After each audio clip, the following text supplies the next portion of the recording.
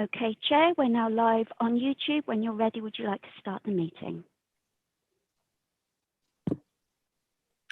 Thank you, Wendy. Good morning and welcome to East Devon District Council's Virtual Planning Committee on 27th of October 2021. I'm your Chair, Councillor Eileen Wragg. Based on the decision of our extraordinary meeting of Council on the 26th of July, I would like to remind both members and public attending or watching that this Council has delegated much of its decision-taking powers to our senior officers. This is for a short period of time only, to the 17th of January 2022, and is due to concerns relating to COVID risk. Consequently, this meeting is being held remotely and on a consultative basis only.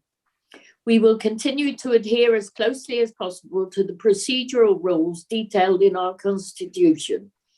However, where this meeting would have normally decided the matter, it will now make a recommendation to a senior officer. The officer then will take that recommendation into account when making their decision. The meeting can be viewed live, online, and will be recorded. Please bear this in mind throughout the meeting. Therefore, may I remind colleagues to be careful with their language and that the code of conduct applies throughout our meeting. We reserve the right to remove and disconnect any participant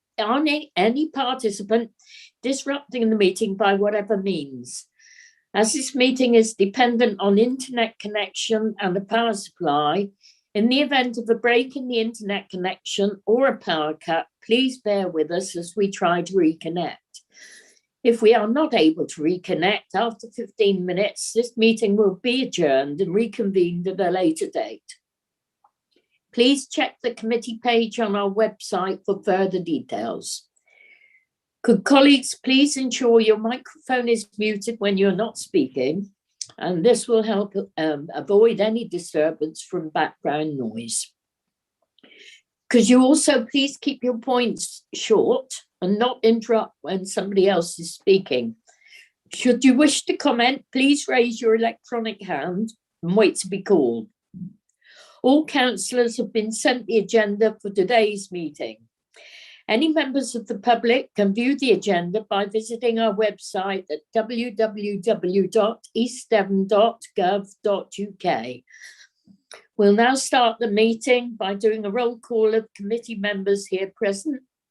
Could you please now unmute your microphone, and when you hear your name, please confirm by saying present. When you've confirmed you are present, please mute your microphone again. Wendy, can you read out the roll call, please? Thank you. Thank you, Chair. I'll start with you, Councillor Wragg. Present. Thank you. Councillor Chamberlain. Present. Thank you. Councillor Brown. Present. Thank you. Councillor Davey. Present. Thank you. Councillor De Sarum. Present. Thank you, Wendy. Thank you. Councillor Gazzard will be joining us later. So Councillor Howe. Present. Thank you. Councillor Key. Present, Wendy. Thank you. Councillor Lawrence. Present, Wendy. Thank you. Councillor Pook. Present, thanks. Thank you. Councillor Pratt. Present, Wendy. Thank you. Councillor Skinner. Present, Wendy. Thank you. Thank you. And Councillor Woodward.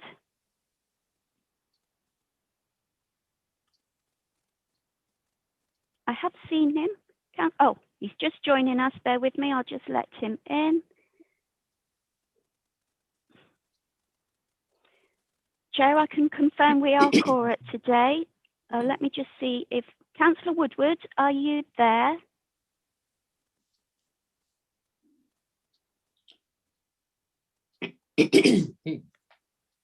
Councillor Woodward?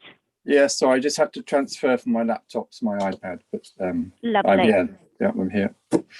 Thank you very much. Back to you, Chair. Thank you, Wendy. The running order for today's meeting and the speakers list can be viewed under agenda item 1 on pages 4 to 5. Agenda item 2, minutes of the consultative meeting held on the 29th of September 2021, pages 6 to 9. If anyone has a comment on these minutes, please raise your electronic hand. If there are no raised hands, I will take it as an indication that you're happy with the minutes and are noted. There are no raised hands, so agenda item 3, apologies. Wendy? Yes, we have 3 apologies: Councillor Bloxham, Councillor Whibley, and Councillor Chris Wright. Thank you. Agenda item 4, declarations of interest. There'll be a roll call for any declarations. Wendy, can you do the roll call, please? Certainly, Chair. So members, when I call your name, if you could just say the item number, what type of interest and why you are declaring that interest. So Councillor Wragg, if I could start with you, please. Yes, Wendy, thank you. Item 13, that's Rose Hill, 30 West Hill, Budley Salterton. I had an email regarding this last week, and I did just, send a brief acknowledgement reply. The email, was it from the applicant or someone? No, it objecting? was an objector. Excuse me, Chair, would you consider that lobbying rather than an interest?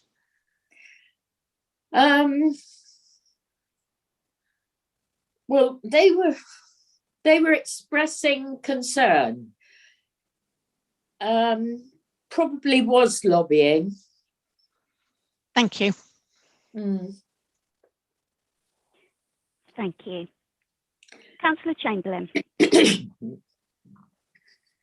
Thank you, Wendy. I have no declarations of interest. I am aware, though, that I have quite a few emails in my inbox that I haven't got to over the last sort of week because I haven't been well, but I haven't read them. They're just there. So that's all I can say. Okay, thank you. Councillor Brown. None. Thank you. Councillor Davey. Yes, Wendy, it's personal interest. I did attend quite some time ago an exhibition in Exmouth about the proposed changes to parking on Woodbury Common. So that's relevant to item 11, 211392 FUL. I've also had an email this morning from another councillor with regard to the Jonies Cross, that same application. Thank you. Councillor De Saran. Thank you, Wendy. Yes, I declare an interest of item 11 because if I've read it correctly, the applicant is East Devon District Council, so therefore I declare the interest as a East Devon District Councillor.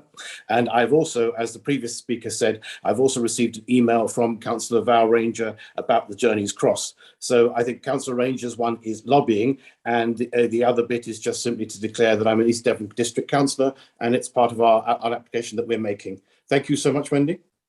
Thank you. Councillor Howe. As Councillor De Saran, item 11, I've had a lobbying email from another councillor, and obviously it's East Devon District Council, so we all have a interest in that one and should declare it as such.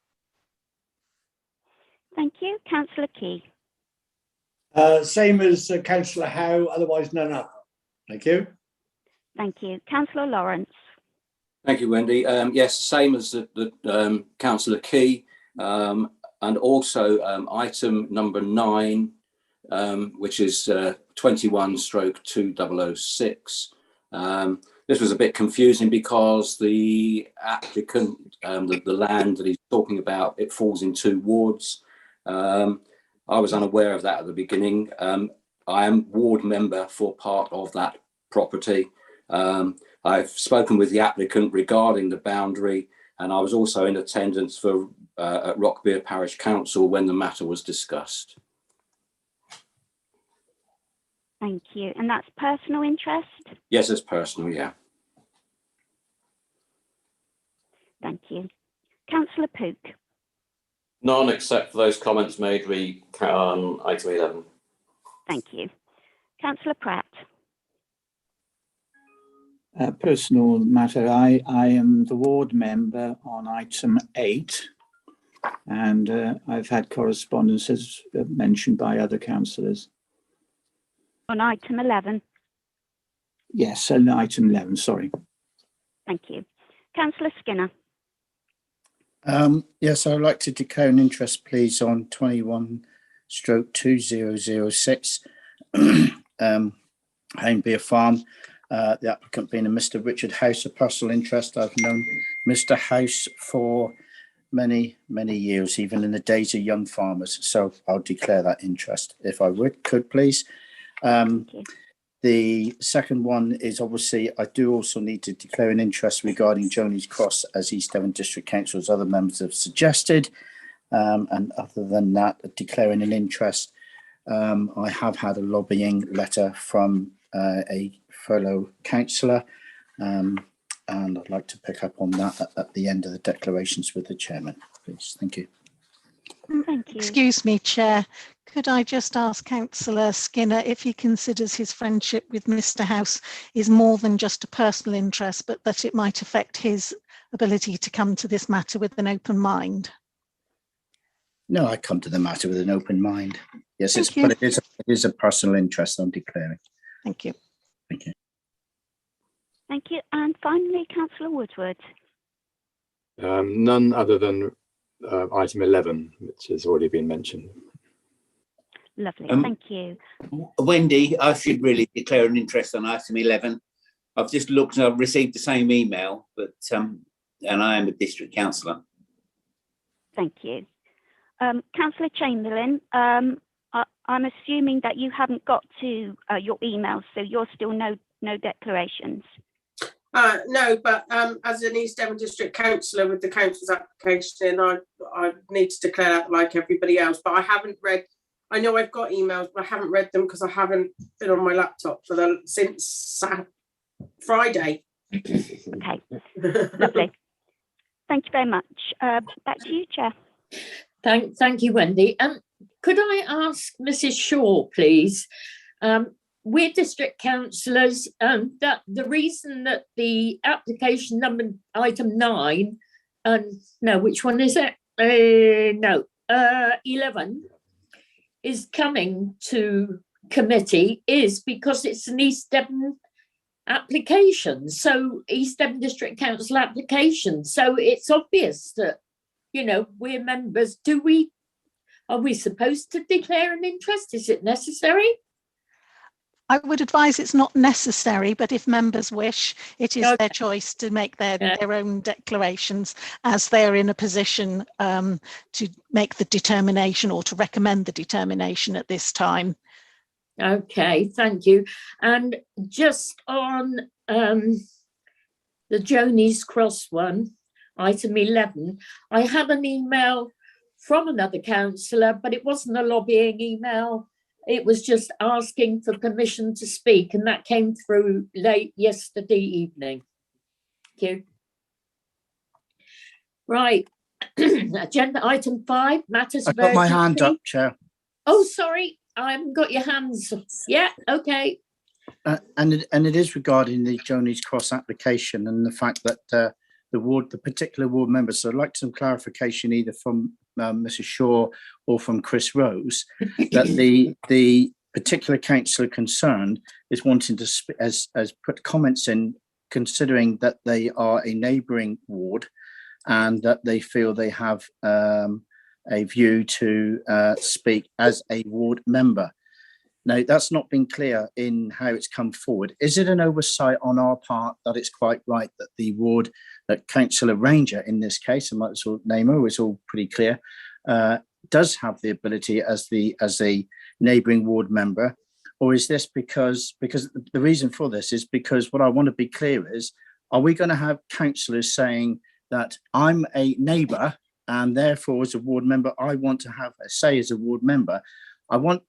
Because it doesn't come through the proper process and Councillor Ranger has pushed the issue, she may very well be absolutely correct, or she may not be. And what I want some clarification to know, when ward members are asked to speak as a neighbouring ward and when ward members speak as a ward member. I need that clarification, particularly on this application, if I could have it clear, please.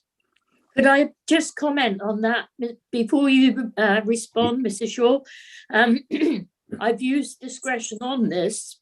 She asked to speak, Councillor Ranger, and I said I'm concerned that this might set a precedent in that, yes, but that if there is a point which might help to inform the committee that has not already been covered, then I will call her to speak at the end after all representations have been made. Could I just, sorry, Chad, just through you, please, because thank you for that, because that's good, that. But what I want is clarification from, was it an oversight or has the ward member pushed the issue? I just want to know where, obviously she's come to you, I get that, and you've said that, and of course any information that comes forward, but there is a proper process in which we follow. I want to know whether or not the proper process been over, whether it has been followed, whether there was an oversight or how it is, because you're absolutely right, Chair. Is this going to set a precedent on other members start saying where they're going to be? And I want to get that from the officers, from where they're at, from the position as what is. If you've allowed it, that's fine. I don't have a problem with it. But I just want clarification on it, really. I think we all need to know. Thank you. Mr. Shaw, Mr. Rose, whoever, I don't know. Shall I come in there? So the right to speak at committee is with ward members only. Councillor Ranger is a joining ward member. We sometimes, as you'll be aware, where it's very close boundaries, consult adjoining ward members on applications, but there's no right at committee for an adjoining ward member to speak. It's at the discretion of the chair of committee. Yeah. Absolutely. Thank you very much indeed. That clears it up for me and for everybody else. Thank you very much indeed. Thank you, Chair. Okay, thank you. Right.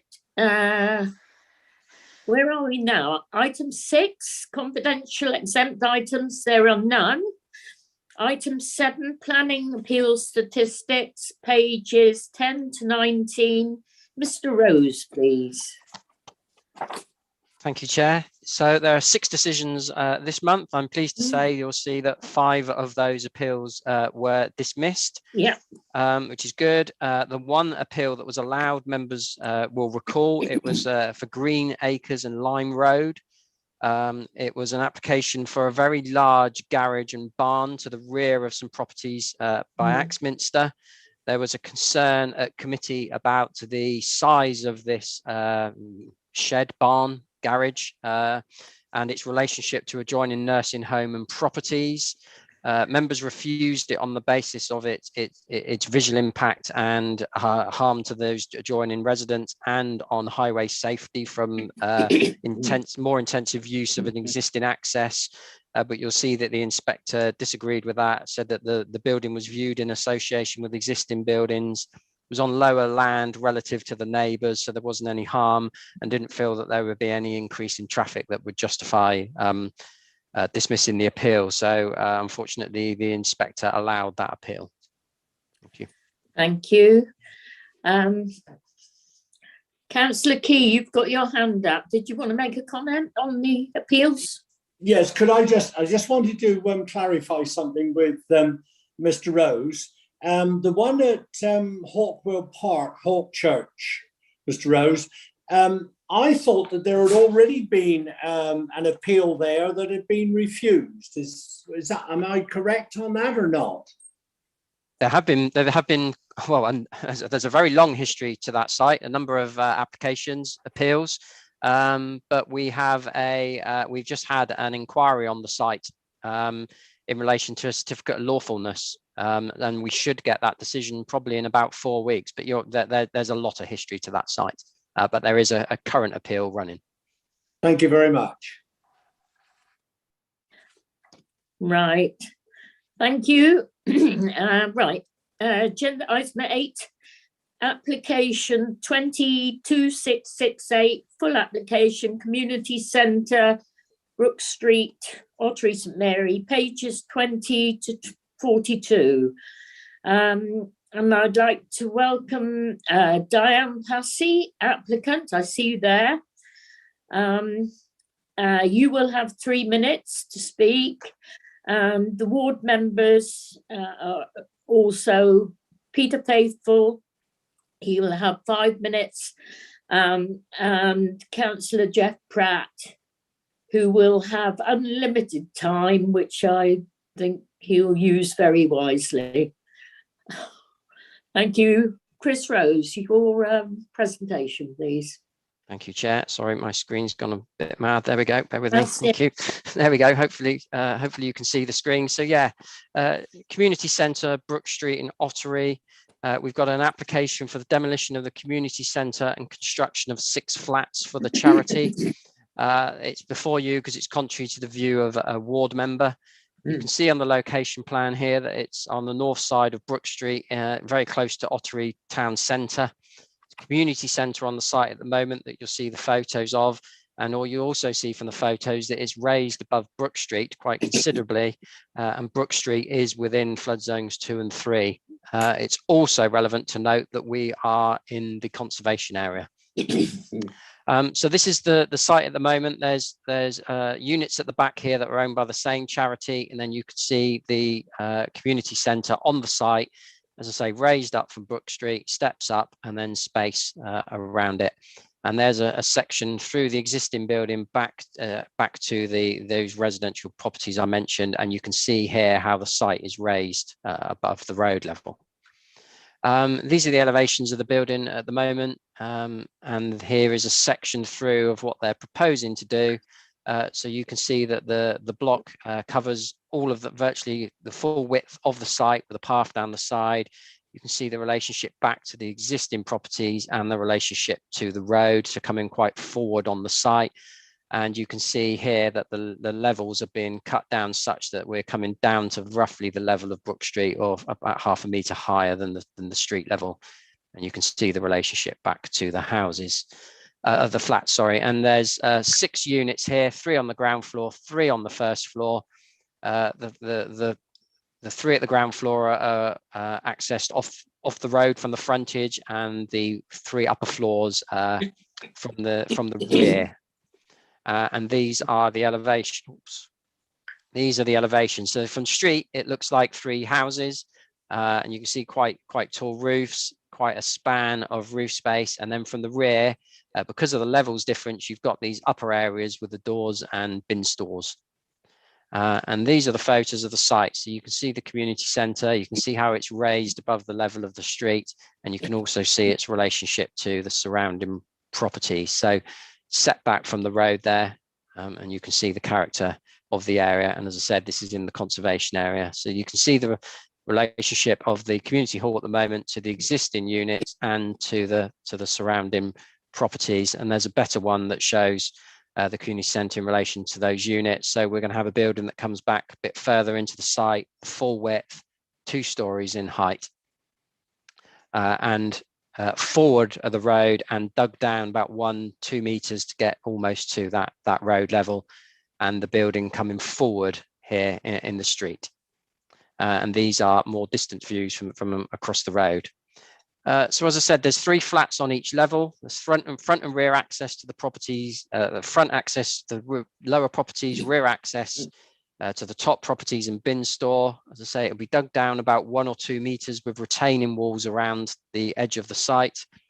The flats will cover the majority of the width of the site, as you can see there. And as I say, they'll come forward, and the house at the rear is also in the applicant's ownership, and there's no off-street parking proposed.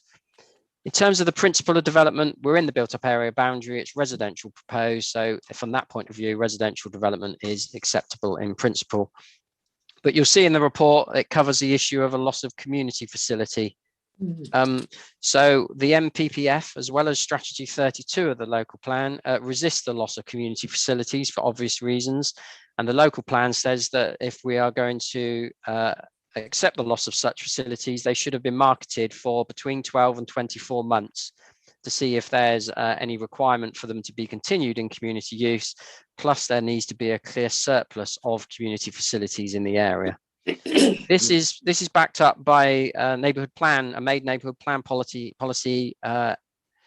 MP 17, which again, the words in this one are that it strongly resists the loss of community facilities, and it lists those community facilities that it says are of particular value and whose loss should be strongly resisted, and this site is in that list in the neighbourhood plan. There's also a statement, there's no marketing that's been submitted with the application to comply with strategy 32, but they have put a statement of use in with the application, talking about the age of the building and the cost of upkeep. And that statement of use also clarifies that the building is in use an average of 10 days a week, 10 days a month. As I say, there's no marketing evidence, so there's no clear justification for the loss of the proposal, and it's contrary to strategy 32 and the neighbourhood plan policy in terms of resulting in the loss of the community facility, which you'll see forms one of the reasons for refusal. Moving on to the character and appearance of the area, it's brick built with the retaining walls, and of course we're in the conservation area here, so we have to give special regard to the impact of the proposal on the conservation area. And you'll see in the report the conservation team's comments, and it's considered that a 2-storey building here of this design and height at full width coming forward into the site with its deep plan and roof will represent overdevelopment of the site and will be out of character with the area. You can see here there aren't any tall buildings on this part of the development. It's quite a low-key backland development, and there's a concern about the visual impact of the building and its engineering works, and that it will be harmful to the area and the conservation area, and that forms a second reason for refusal. With regard to flood risk, there's an objection here to the design level. So the Environment Agency is saying that the floor levels that this building is designed to aren't high enough out of the flood zone. So there's a concern there that hasn't been addressed. So in effect, the floor levels are too low and the site would be at risk of flooding. And there's a secondary issue here that because the floor levels are being built down, it brings the site to just above road level, which then brings the site into flood zone 2 and 3. And then the proposal would fail the sequential test because it would then be proposing residential development in a flood zone. So given the floor levels that haven't been agreed with by the Environment Agency, and given the lowering of the site into the flood zone, this weighs against the proposal as well. There's also concerns regarding the neighbour impact. Although this block is also in the ownership of the applicant, the new block will be within 10 metres window to window distances of that block, 2-storey form, as I say, across the whole of the site, back close to that building, forward to the site. And so there's a concern that that relationship is unneighbourly, particularly given the doors to those upper flats are in the rear there, so facing that block. And there's also a concern about the relationship to these properties surrounding on the other boundaries, bearing in mind we're going to have a building at the full width, 2-storey height, windows in the rear. So there's a concern about an oppressive impact and a loss of amenity to these surrounding properties here. Balanced against that, of course, you'll see in the report is the fact that the applicant is a charity and they are proposing units that are built to rent, which is a form of affordable housing. There's a 20% target for affordable housing in this location, and the applicant is proposing 100%, which is obviously welcome and weighs in favour of the proposal. And usually in this location, we would be securing a financial contribution rather than on-site provision. So again, that weighs in favour of the proposal to have those 6 units. But you'll see in the report that there's a concern about the applicant not agreeing to a legal mechanism to secure that affordable housing. As I understand it, they believe that because of their charity and the way they operate, that they don't need to sign up to any sort of mechanism to secure that affordable housing. And you'll also see that there's a question there from the council's housing enabling officer about whether the charity is a registered provider and would meet those needs of being an affordable housing provider. So if the applicant were to agree to the legal mechanism and could demonstrate that they are a registered provider, that would weigh in favour of the proposal heavily in terms of providing the affordable units. But you'll see from the report that balancing that benefit against the loss of the community facility, the harm to the conservation area, the harm to the neighbours, and then the floor levels being at risk of flooding and lowering of the site, bringing it into the flood zone, it's considered that on balance, that those outweigh the benefits that might be secured from the affordable housing. And as such, the application is recommended for refusal. Thank you. Thank you. Right, I'd like to invite Diane Passy now to make your case, please. You have 3 minutes.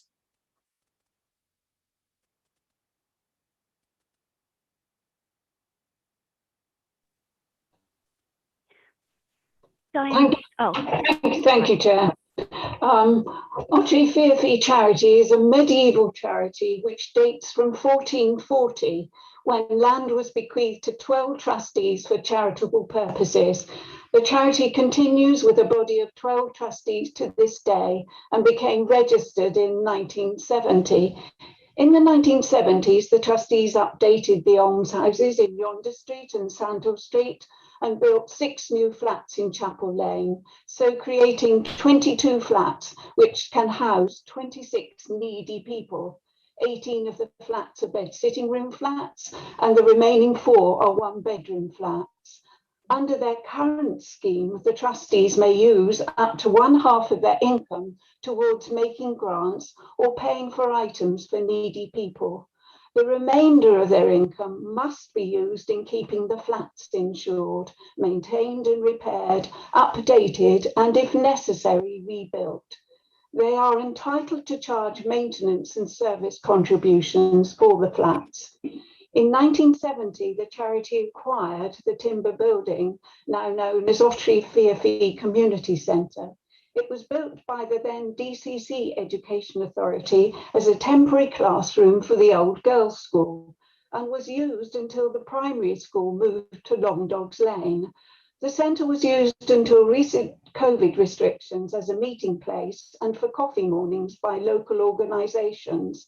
In recent years, the trustees have become concerned about the increased cost of maintaining the building.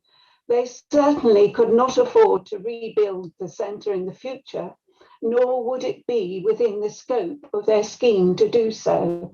It is for this reason that they have investigated the possibility of replacing it with 6 purpose-built flats, which will also be available for local needy people. The trustees consider their flats to be affordable housing for the local community, as they are currently let at £50 per week, which includes the provision of background heating and hot water and payment of water rates. Although it is accepted that the removal of the centre means the loss of a community facility, they consider this is more than compensated for by the building of more affordable accommodation for the community. They anticipate the waiting list of applications is likely to increase in the future, and especially now following the COVID pandemic. Amid a housing crisis in England, something that charity trustees and charity tenants are acutely aware of, we feel that purpose-built almshouses could make a meaningful difference to the Otteri St Mary community. Obtaining planning permission, or at least your committee's support for the principle of the proposed residential use, is an important step towards delivery of the project. Trustees are grateful for the opportunity to present this information to you today. Thank you very much. Now, Ward Member Peter Faithful, is he there? Thank you, Chair. First, I'd perhaps declare a personal interest, as I know the applicants. I do kind of support, very much support what they do, but on this particular application, I think I have to kind of lean towards supporting the officer's comments. I think what has been presented, there's issues about flooding. It is quite very low, and that Brook Street, the name tells you pretty much what happens there. It floods.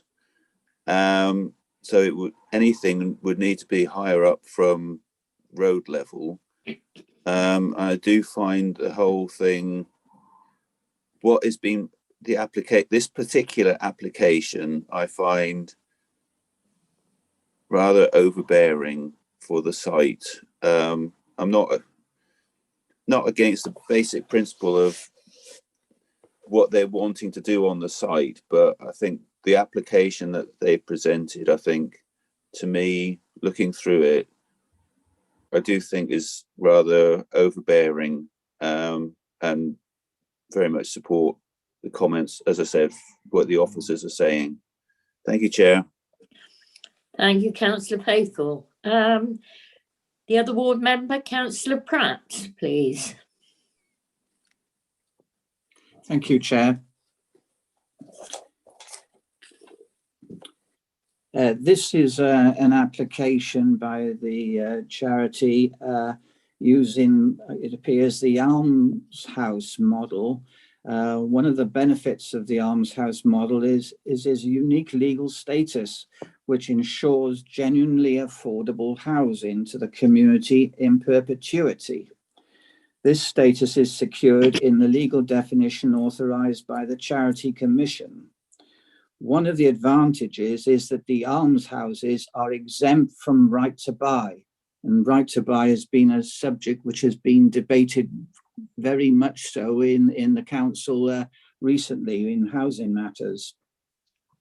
Should the dwellings be sold by the charity, the capital from the sale cannot legally be used for anything other than the provision of further almshouse development. There are therefore a number of safeguards in place to ensure that communities are not left without a form of truly affordable housing. Now, Chris has mentioned a number of policies relating to the building as it now stands. The first is the neighbourhood plan, policy NP 17, where proposals that will result in the loss of a community facility of value will be strongly resisted. The community centre is listed in Appendix 4 of the neighbourhood plan as a facility of value. However, paragraph 7.26 of the neighbourhood plan, page 57, while stating the retention of these facilities is a key aspect of securing a sustainable future, nevertheless, development proposals which jeopardise this provision will not be supported without clear justification. So members have to decide whether there is clear justification in respect of policy NP 17. The charity's objects are to provide affordable accommodation, and this is the use that is being offered. Secondly, members of the council and members of parliament and councillors up and down the country are screaming for affordable housing for communities to be provided. And this is an important issue which needs to be dealt with.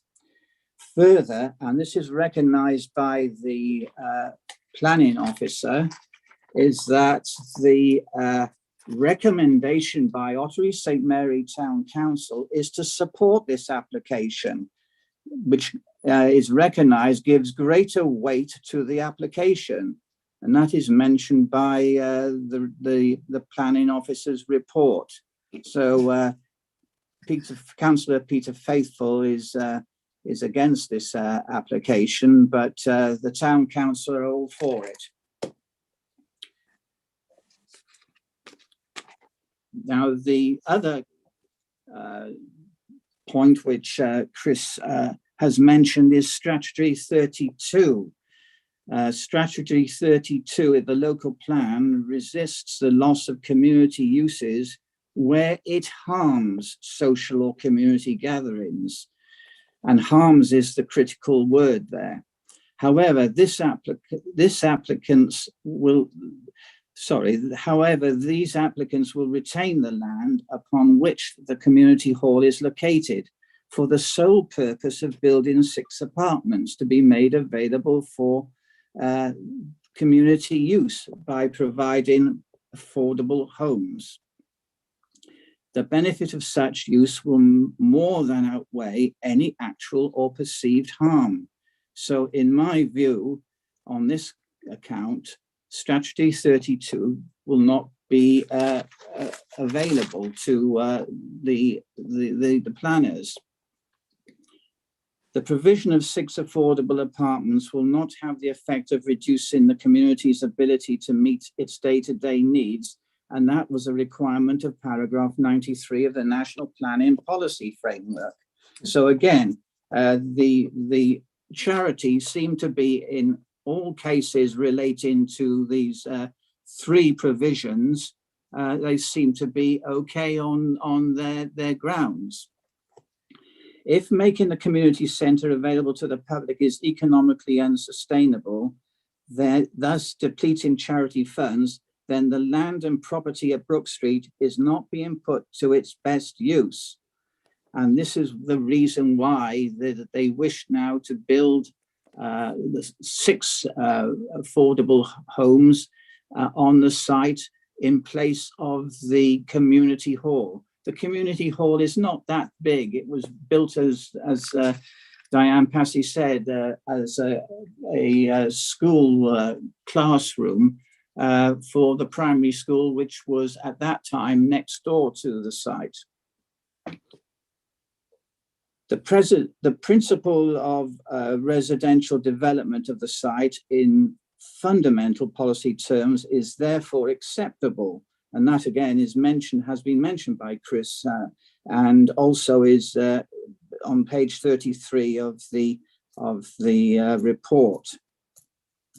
The Historic Environment Team has withdrawn its objection on the basis that a condition is provided if the planning application is supported and approved. The condition is provided that submit a written schedule or scheme of investigation, and that is acceptable. The main difficulty in this application is the flood risks. Now, the flood risk assessment was reported by Dennis Gedge, and Mr. Gedge also prepared a flood risk assessment in respect of a planning application for 13 flats at the London Inn site, access to which was via Brook Street. The flats lie approximately 100 metres from the charity's site in Brook Street. Planning permission was granted by this committee on the 2nd of August 2016, as I said, for 13 flats. The liability to flood arises from the Firs Brook, a tributary of the River Otter, which runs in a culvert 1 metre below Brook Street. The site is located within flood zone 1, but adjacent to flood zone 3, with a risk of surface water flooding. The boundary of any likely flooding follows a line just south of the north curb of Brook Street, opposite the site. Although the proposed apartments are within Zone 1, the guidance requires that the flood risk should be examined relating to safe refuge and access. Now, the architect has taken this into account. The question of emergency escape has also been taken into account in the design proposals. An unrestricted footway leading from the proposed apartments to Sandhill Street to the north has been provided. The other matter which I wish to discuss is the conservation area. Chris, have you got some photographs there, which I believe show the site. Yes, if you could hold that one and this one, those two. Now, there seems to be criticism of the proposed development. Now, this is a conservation site, but if you look at that site, to the right of the screen, you see a car park. Now, that car park is owned by East Devon District Council. It houses about 40 car parking spaces. But next to it is another car park, which is owned by Lovells, who hire out vans, and vans and employees' cars are parked there as well. So there are two car parks opposite this site. Further, if you look at this photograph in front of you, the boundary wall is shown, and behind that boundary wall is a third car park. This again is a car park used for commercial use privately. That car park holds about 20 cars. So the actual location, although it is in a conservative area, it does mean that quite honestly, the surrounding site of the area is very poor indeed.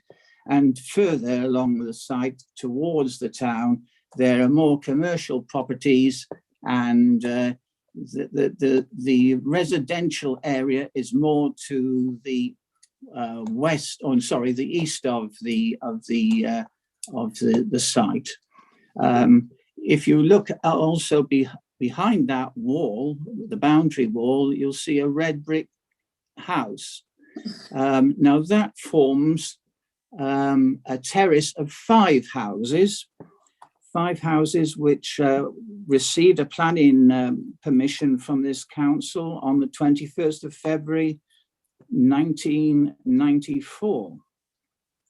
And that is a red brick building, and it's intended that the proposed development, which looks like from the front as if it's three terraced houses, will also be of red brick, which ties in nicely with that development beyond. So there is, in my view, every effort has been made to make this development presentable with the surrounding circumstances of the area. So looking at the whole matter now, I think that the planning officers recognise the clear social benefits of affordable housing provision that the scheme would really realise, and would involve the loss of the existing community building. So my view is that in the case of this application, there is every need for this development to go through, and Chair, I would like to propose approval of the application. Thank you. Thank you. Is there a seconder for that proposal, please? No, there is no seconder, Councillor Pratt, so that proposal falls. I'll now go to committee members. Councillor Skinner. Madam Chair, is it possible, my name has been mentioned, is it possible to very briefly come back? Is it possible to briefly you're on come my back? list, My name so has been mentioned. Well, yes, go ahead then. Thank you, Chair. Just to say, I do support what they're wanting to do, is what I said. I just do not support this very specific application. Thank you, Chair. Yeah, thank you. You did make that point. Councillor Skinner.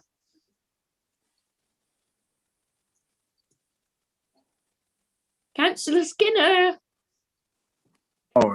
Sorry.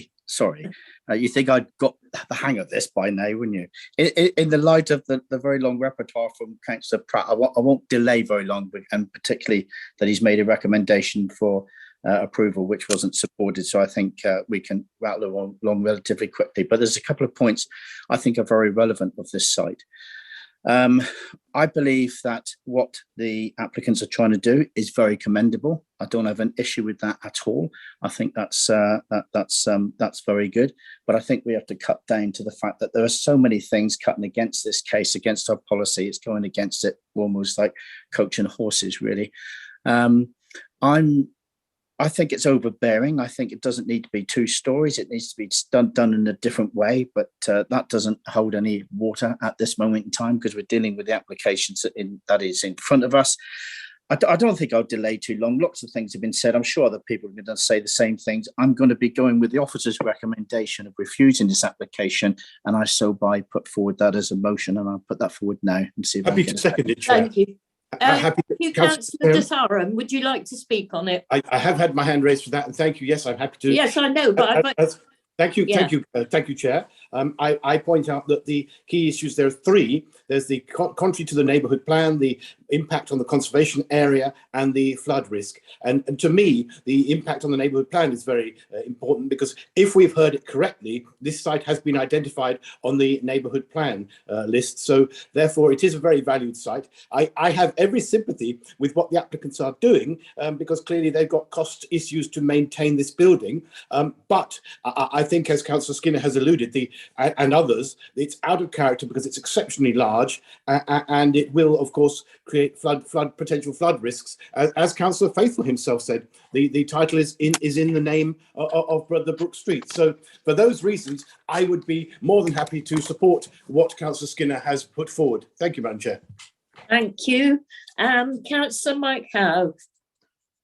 Yeah, thank you. And it's one of those where you sit there and want to support a charity, but in this respect, the charity is just not done enough. There are too many policies this is against, too many question marks over it.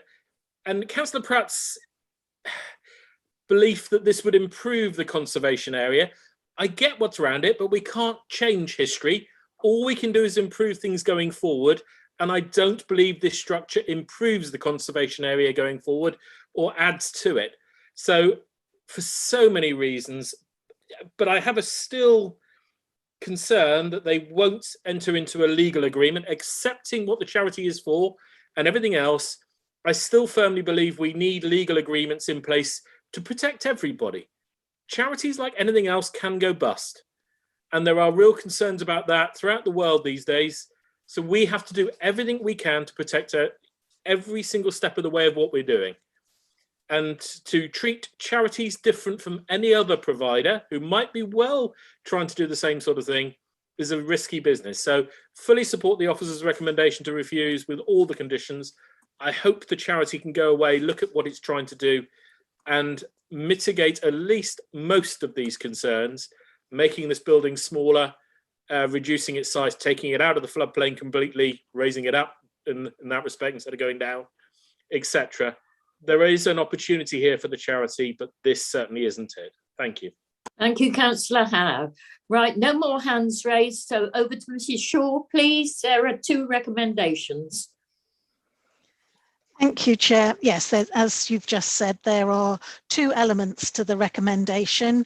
Adoption of the Habitats Regulation appropriate assessment and refusal for the reasons as set out in the report. Members, when your name is called, please would you indicate whether you support the motion to recommend a refusal, you're against the motion to recommend a refusal, or whether you're abstaining from the vote. Thank you.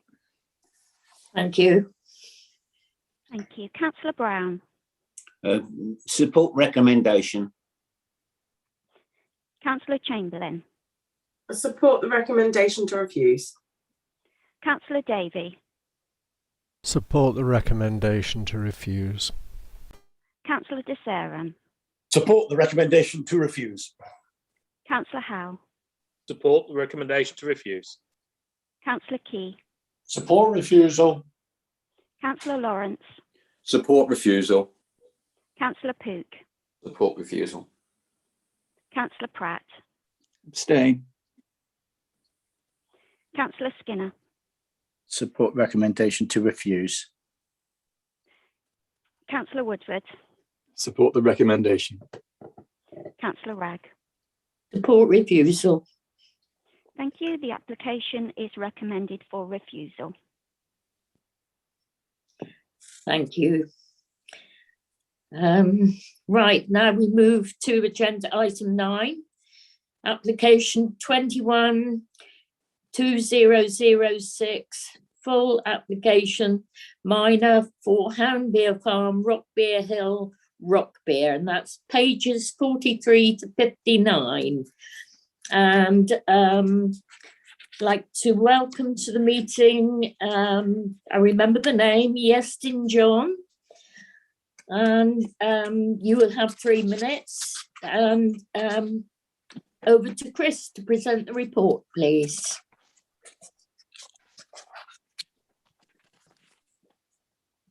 Ooh. Oh, there we go. Yeah, so application at Hound Beer Farm, Rockbeer Hill, Rockbeer. And this is an application for conversion of redundant agricultural buildings to storage and distribution. Sorry, Chris, got the wrong one. Got the wrong slide. Oh, look at that. Sorry. I knew something had gone wrong.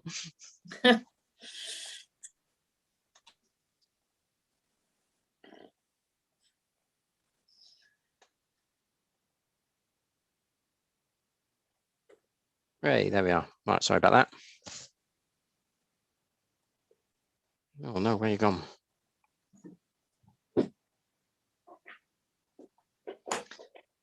Yeah, so Hound Beer Farm, Rockbeer Hill, Rockbeer, conversion of redundant agricultural buildings to storage and distribution or light industrial use, and change of use of the yard to a storage area, so for containers or caravans.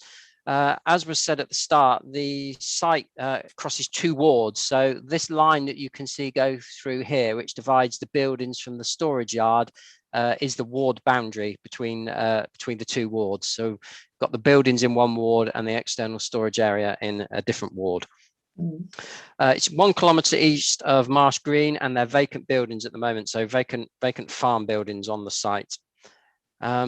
And here we are. So it's these 2 buildings here that are proposed to be converted into storage and light industrial use, and for the buildings to be clad with new doors put in. And you can see that there's parking spaces to serve those units. This building here is an existing agricultural building that will stay in agricultural use. And then you can see on this northern part of the site here behind the hedge, you can see the layout there for caravan storage or storage of containers. And there's a closer view, so you can see hedge boundary and some trees along here, and then the units to be converted. And these are the existing elevations of those agricultural buildings, and then the proposals. So not much change, couple of doors, windows to be put in to allow them to go into employment use. There you can see the doors and the changes, and the floor plans dividing them into a number of small employment units. And then we've got a slight change to the access, to widening the access to get a better visibility and access way in. And then there are some fencing proposed behind the hedgerow that's retained along the frontage. So this is the access proposed to be widened slightly to get the visibility in, and then you can see the views into the site and the views along the highway. And there are the buildings at the moment that are vacant, and that's the storage area. And it's pertinent to note that the house there is part of the farm, the applicant's ownership. So we're in the countryside. In terms of the principle of development, we've got policy E5 that supports small-scale economic development in the countryside. So that would support the conversion of these agricultural buildings into small-scale employment units. And obviously, the buildings are there already. And then we've got policy E4, which supports agricultural or rural diversification, and that would support the use of the remainder of the site here for the external storage. So in terms of the principle of development, you'll see in the report that that's considered to be acceptable. The buildings will be refurbished and converted. There'll be metal sheeting put on, and that would improve their appearance to make them look more.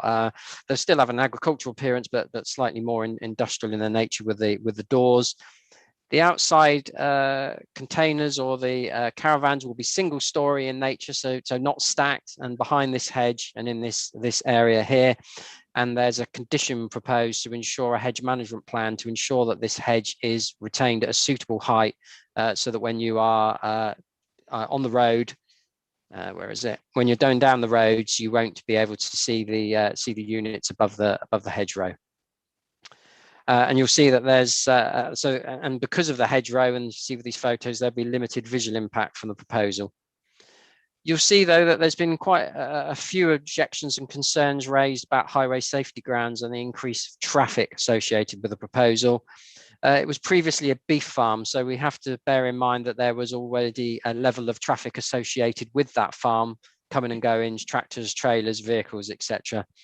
Now, it will be a slightly different type of vehicle that will come to this site, and it could well be slightly greater in number, bearing in mind that there'll be those employment units and storage. And those are the concerns from the residents and the parish council and one of the ward members. I think you'll see in the report that at peak time, it relates to about one vehicle every 4 minutes, but during those peak morning and evening times at a maximum. And of course, caravan storage and external storage, it isn't the sort of thing that people come and go to every day. Particularly caravan storage tends to be, stored in the autumn and collected in the spring. And the storage containers tend to be people that put stuff in storage for longer term, residents, not businesses, and therefore the vehicle associated with that is also quite low. So it's considered for that reason that there'll be very limited HGV access to the site, which was one of the concerns from the raised by the third parties. And you'll see that county highways have raised no impact with regard to the type of traffic or the level of traffic generated. Don't think the impact will be severe, but they have recommended a KEMP condition so that we can control the routes and levels of vehicles during construction and setup in particular. So it's not considered that those highway safety impacts are such that they would enough to justify refusal of the permission or outweigh the economic benefits that are associated with a wider proposal. With regard to amenity, it was an existing agricultural holding, so there will have been some noise and smells expected. The nearest residential dwelling is related to the farm, and the next two closest dwellings are 230 and 340 metres away, so they're considered to be at a sufficient distance for their amenity to be protected. And you'll see that there's also conditions on there to protect the area in terms of hours and lighting, and as I say, that condition about the KEMP. So in summary, the buildings are no longer fit for modern farming purposes. They're not required. There's an existing building on the site that's used for hay and straw storage, and that's acceptable. So there's policy support. There's no visual harm, no highway safety objection, no amenity impacts, but economic benefits from the proposal supported by policies E4 and E5 of the local plan. So in light of that, the application is recommended for approval with conditions. Thank you. Thank you. Now, Mr. John, you have 3 minutes. Thank you, Chair. As you've heard, the merits of the proposals are unequivocal. 2 redundant buildings will be returned to beneficial use, and much needed floor space and local jobs will be provided for the district. We'd just like to reiterate some of the background and some of the key facts, partly which have been alluded to already by Mr. Rose. Houndbeer Farm has been in family ownership for over 30 years and was farmed as a beef enterprise until last year. The decision was made to cease the beef enterprise due to poor returns and the substantial investment required to improve the facilities and to bring them up to modern standards. Also, the change in TB restrictions and rules made the operation of a finishing beef unit more difficult and less profitable, as did the rise in purchasing animals, feed and transport. As a result, the 2 barns became redundant. Pre-application advice was sought very early on in the process, and the advice received was very positive in light of the in principle support the local plan gives to rural diversification and small-scale economic development in rural areas, policies E4 and E5 previously referred to. Very little physical change is required to the buildings externally, and the external storage area is very well screened, so there will be no detrimental visual impact. The applicant is not proposing a 24-hour use. Hours of operation would be controlled by condition, and any external lighting would need to be approved separately by the council. There have been some observations made in relation to potential vehicle usage, particularly the use of HGVs. It should be noted that DCC Highways have no objections, concluding that the ongoing trip generation to the site is likely to be non-HGV vehicles, and construction traffic would be controlled via a construction management plan. To avoid any confusion, the application is proposing an external storage compound, not a transport hub for shipping containers. There will be one trip to deliver the containers to the site, and then they stay there. The startup units are aimed at small local businesses, which typically generate car traffic and light goods vehicle traffic only. 31 jobs are expected to be generated. The proposed use of the existing building has a low potential predicted trip generation, as we've heard. Caravan storage would generate extremely low traffic movements, with most customers travelling to the site to store their caravans at the end of the summer and then not taking them off again until the spring. Third parties have mentioned the site's relationship with a third building at Hansbeer Farm outside the application site. An agricultural storage barn for crops and straw was built last year under PD rights. This building was and is needed to support the overall farming business for Houndbear and Venmore farms, which are within the same ownership and which extend over 200 hectares and which still run as a mixed farming business, growing cereals, crops, forage and grass. We therefore hope that you'll recognise the merits of the proposals and their adherence to your own policies, and we hope therefore you feel able to grant planning permission. Thank you. Thank you, Mr. John. Now, Councillor Lawrence, as a ward member, you have as long as you like. Thank you, Chair. I won't need very long. No. I think this is a fairly open and shut case. The officer's recommendation is acceptable in terms of policies E4 and E5 of the local plan. There's no opposition from Highways. There's no significant change to the visual impact of the buildings, and I recommend that we accept the proposal. Thank you. Thank you. Is there a seconder? Yep. Councillor Skinner, do you want to speak, or has it all been said? I think much has been said, and we don't need to repeat it unless somebody's going to come against it. I'll just leave it. I'll second that. Let's crack on. Thank you. Thank you. There are no more hands raised, so over to Mrs. Shaw, please.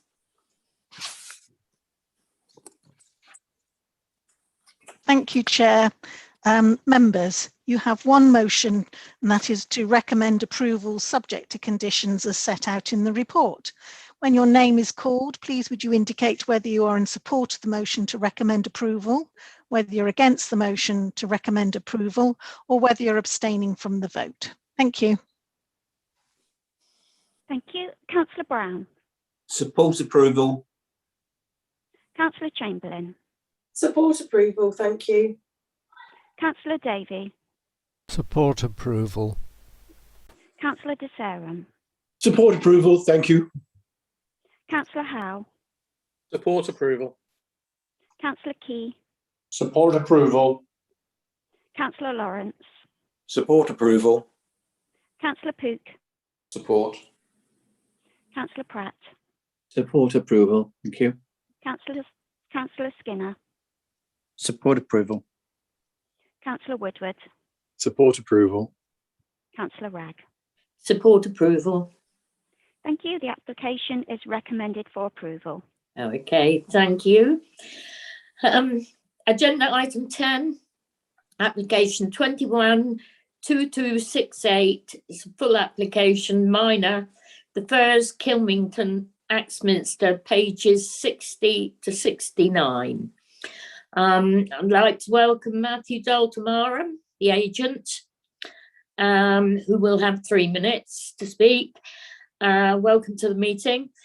And over to you, Mr. Rose, to present your report, please.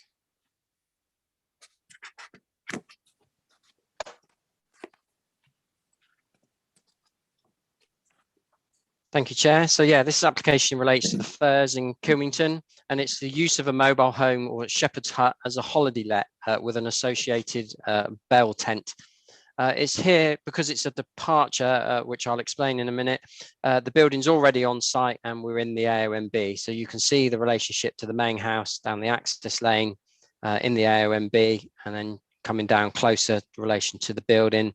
So here's the structure that's already there that's proposed to be used as a holiday let, and there's a proposed bell. There's the bell tent next to it in the garden, so you can see the unit there. So policy E16 of the local plan supports the conversion of buildings to holiday accommodation where well located. And in this case, because this structure is movable and it's a hut, it's not technically a building. So because of that, technically the proposal doesn't comply with policy E16, as I say, because it isn't a building. But I think that's really, I don't think that was an intended purpose of the policy. And the proposal complies with all of the criteria in terms of policy E16. Also relevant is policy EB2 of the Kilmington Neighbourhood Plan. That's got limited weight as it's at early stages of production, but it does support these sort of local tourism opportunities. So although it's a departure and contrary technically to E16, we have to look at the impact of the proposal and other material considerations. I think you can see from this photo that the site is well screened. It's got these trees that are woodland on 3 sides. There's close range views of the building, but it's of the site, but it's done in, you see that in association with all the existing buildings, or the main residential property there. There are further views from the east, but again, that's against the background of the woodland and the existing property. The site's accessible as it's only 500 metres from the edge of the village and its services and its facilities in Kilmington. And of course, there are economic benefits here from allowing this to be converted into holiday accommodation, wider economic benefits. So whilst technically speaking, the proposal doesn't comply with E16 because it isn't defined as a building, it does meet all the criteria to that policy. It's suitable for a holiday let, well located, and no wider harm to the area, to the AONB, to visual impact and economic benefits from the proposal. So the application is recommended for approval, albeit that it doesn't comply technically with E16 just because it isn't a building, but for all intents and purposes, the same impact, and that's considered to be acceptable. Thank you. Thank you. Right, Mr. Dalton-Allen, you have 3 minutes. Thank you, Chair. We are grateful for the officer's recommendation of approval and would concur with the summary of the merits of the proposal contained within the committee report. As detailed within the report, it is proposed to use the existing mobile home and adjacent bell tent for holiday accommodation purposes. Currently, they are both able to be sited on the land without the need for planning permission, provided the use remains ancillary to the main dwelling. We acknowledge that the proposed development comprises a departure from the development plan, as explained by Mr. Rose, as there are no specific policies within the council's local plan that provide direct support for the proposal. It is also agreed that the draft Kilmington Neighbourhood Plan only carries limited weight as part of the development plan at this stage, as while it has been subject to public consultation, it has not yet been assessed by an independent examiner. However, new neighbourhood plans were introduced by the 2011 Localism Act as part of a suite of measures to give communities more say with regard to development that happens within their areas. With this in mind, it is noted that the draft neighbourhood plan seeks to promote local tourism and leisure opportunities that serve the local rather than strategic tourism needs. The submitted development would provide a small-scale holiday accommodation that would relate well to the surrounding local area and would be the type of development that the neighbourhood plan is seeking to encourage in its own area. Further, if the policy within the neighbourhood plan as currently drafted remains when it is adopted, then proposals such as this one would receive full support from the plan at that time. Therefore, in summary, we would agree with the planning officer's assessment that the mobile home and bell tent are well screened visually and that the proposed development would not be at risk from flooding. We would also agree that the location of the site is relatively close to the adjacent village, and would mean there would be opportunities to encourage sustainable modes of transport, such as walking and cycling, which could be done along the lightly trafficked lane from the site to the village.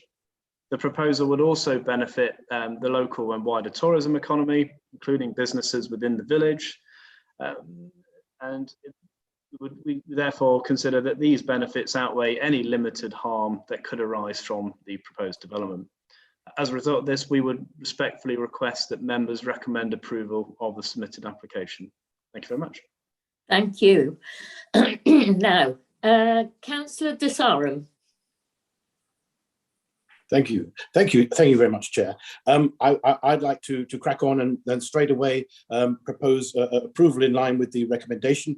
Why? Because I acknowledge that there are no specific policies to support this, but I think that Mr. Dalton Aram has very effectively made the case about, whilst there is limited weight for the neighbourhood plan, he has gone on to say that the whole point, as we just touched on earlier in the previous application, is that neighbourhood plans reflect what the communities are asking for, and therefore they give communities more say. And it is quite clear that this proposal, when the neighbourhood plan is eventually a made plan, will provide support for such activities. And I would also like to conclude, I'm not going to read it out, but the paragraph on page 68, beginning, in consideration of the 3 strands of sustainable development, the proposal is considered to result in no additional visual or landscape harm. That entire paragraph, if members read it again more closely, clearly confirms exactly why we should give weight to this, even though it is a departure from policy. So with those very brief thoughts in mind, Chair, I'm more than happy to propose approval, subject of course to finding a seconder. Thank you. Second that. Who's that? Richard Lawrence. Thank you. Would you like to speak on it? Yeah, just very briefly. I know that we're talking about conversion of existing properties and so on, but I mean, what they've done with this shepherd's hut is they've made a garden in the front and everything else. So to all intents and purposes, I think it should be allowed to become a holiday let. The only thing I would be wary about, and I would ask Mr. Rose to take this on board, is the fact that there's a company here in Wimpole who are working flat out making these shepherd's huts. So they're going to be appearing all over the place. So we've just got to have some control as to, or look into the control where we decide that it's going to be acceptable and where it's not going to be acceptable. But I do second the proposal. Thank you. Thank you. Now, I see that Councillor Gazzard has joined the meeting. Councillor Gazzard, do you have any declarations of interest? Have you had any lobbying emails or phone calls? Or No, I've had nothing, Chair. On any of the applications? No, on none of the applications, no. Okay, thank you. And were you here for the whole of this presentation? Yes, I was, Chair, yes. Okay, thank you. I've got nothing new to add. I just wanted to, I was going to second it, but okay, that's fine. Okay, then over to you, Mrs. Shaw. No more hands raised. Thank you, Chair. Yes, members, you have before you the motion to recommend approval subject to the conditions as listed in the report. Please, when your name is called, would you indicate you are in support of the motion to recommend approval, against the motion to recommend approval, or whether you're abstaining from the vote. Thank you. Councillor Brown.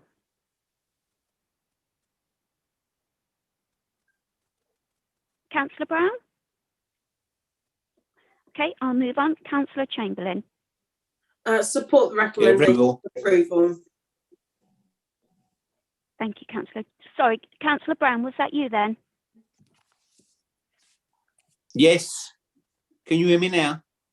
I can, yes. Yeah, recommend approval. Thank you.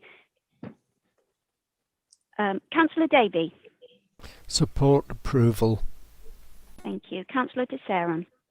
Support recommendation to approve. Thank you. Councillor Gazzard. Support. Councillor Howe. Support. Councillor Key. Support.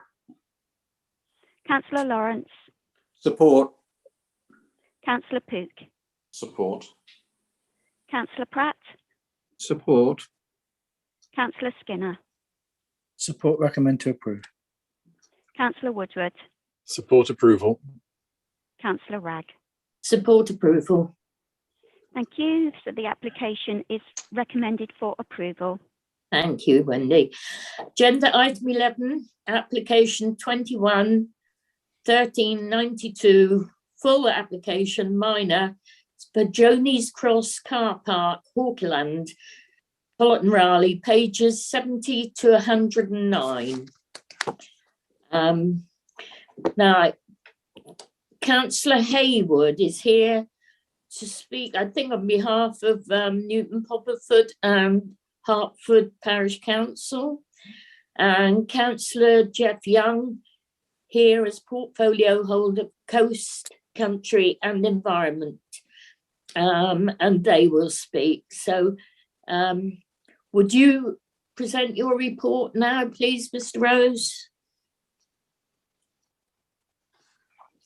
Thank you, Chair. Yeah, so this is an application for car park improvements to 4 car parks on the Pebblebed Heaths. It's one application that's covering the 4 sites, and it's before you because East Devon District Council are the applicant. And as I say, it relates to existing car parking sites. So the first one here, Joni's Cross, you can see, so off the A3052. And if I show you the aerial, you can see the site there. And the street view photos of the site. And then we've got the second one at Stafford Woods, smaller park, areas of parking within the woodland off the road. We've got 4 Firs, which is off the main junction there. You can see the parking there. And again, the street view. And final one, the Frying Pan car park, again, within these trees. The proposal for each of the car parks relates to resurfacing, reconfiguration, drainage, signage works. And it's to increase the functioning of the parking areas and to make them more attractive. The idea being that by having better facilities and layout at these car parks, it will reduce the car parking pressure of people parking elsewhere on the Pebblebed Heaths in places that are less desirable, and means that the access and visitors to the site can be better managed. And it's part of a coherent strategy that's being dealt with by the council to, as I say, to try and control, if that's the right word, and mitigate the impacts from the increased usage of the Pebblebed Heaths. And that increased usage has come about from increased residential development across the district, and members will be aware that we collect financial contributions from residential developments nearby that might impact or increase the use of the Pebblebed Heaths, and some of that money collected will be going towards these works to improve these car parks and close other areas so that the impacts on the Pebblebed Heath can be better mitigated and controlled. The consultation responses to each of the sites is listed separately in the report, and with regard to the first site at Joni's Cross, there's a new access. So there's an access in here at the moment, and they're going to remove the access down there further from the junction. They're formalising the spaces, putting in some drainage channels because there are potholes and drains that occur. There's some soft landscaping going in around the site and some vegetation clearance. On this application, I should mention that there's a footpath that leads out here, which members will have had the photo from Councillor Ranger about. And originally, this application proposed to close that footpath and to use a combined footway and bridleway.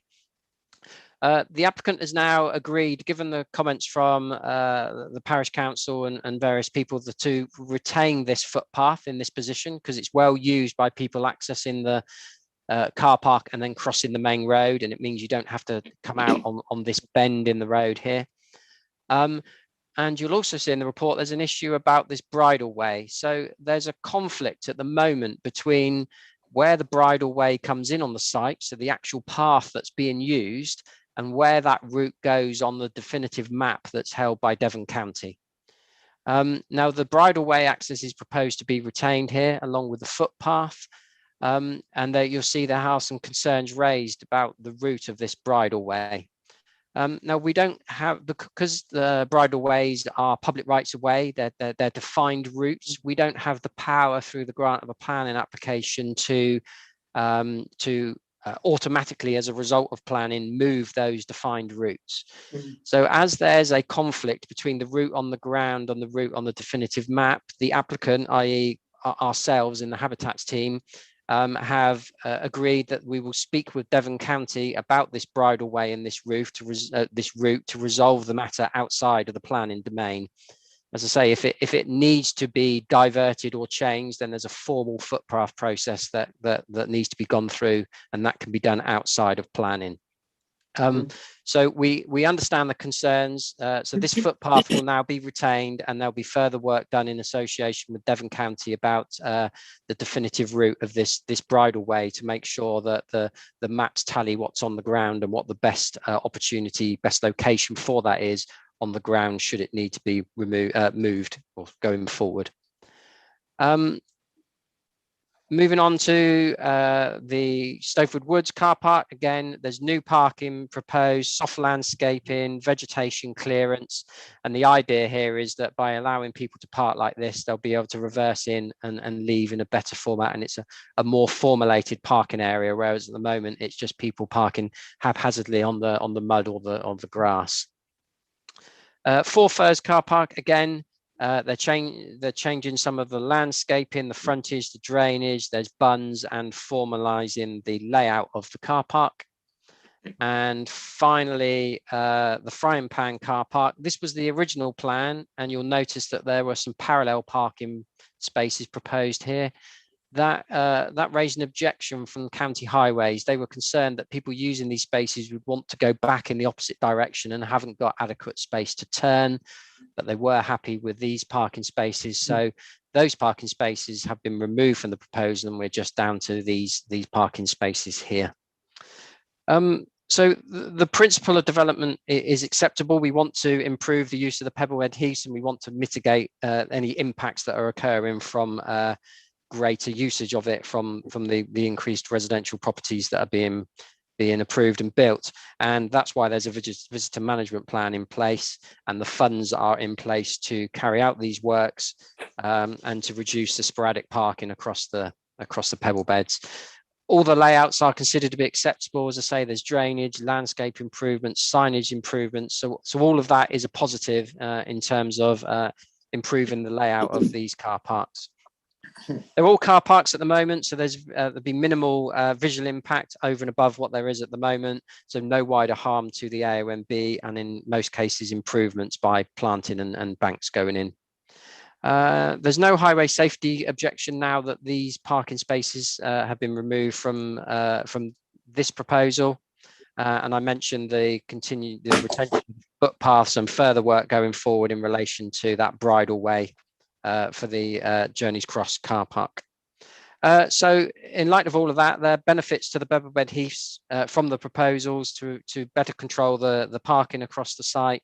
The highways matters have been resolved, and the council of the applicant has agreed to have further discussions with the public rights of way team at Devon County about this bridleway route and this conflict between the route on the ground and what's on the definitive map, and we'll take that forward outside of planning if that route needs to be improved or amended. So in light of that, the application, which I say covers all 4 sites, is recommended for approval. Thank you. Thank you. Can I ask you, Chris, at the Journeys Cross one, the footpath, which the applicant has agreed to keep open, I'm assuming because the applicant, that's the one, has agreed to keep it open, it's not a public right of way? It's not a public right of way. Sorry, I haven't got a photo. It's an informal route that's been created, obviously, over many, many years, path down through to the roadside. It's not a formal route. That was proposed to close it, to combine it with the bridleway, but given the opposition and given the logic of keeping it because of people walking out and then crossing the road, yes, it's now proposed to be retained. I'm surprised that nobody has applied for it to be a public right of way, because if it's had established use for I think 20 years, it only needs 10 signatures. Yeah, I expect that's probably because it's in our ownership. So it doesn't stop somebody doing it, but I think because it's in our ownership, no one's prevented the use, so it's there as a right. Well, somebody, if they've got concerns, they might consider that in the future then. Councillor Key, oh no, wait a minute. Councillor Hayward, go to you first. Welcome to the meeting. Are you there? Thank you, Chair. I am. Can you hear me okay? Yes, thank you.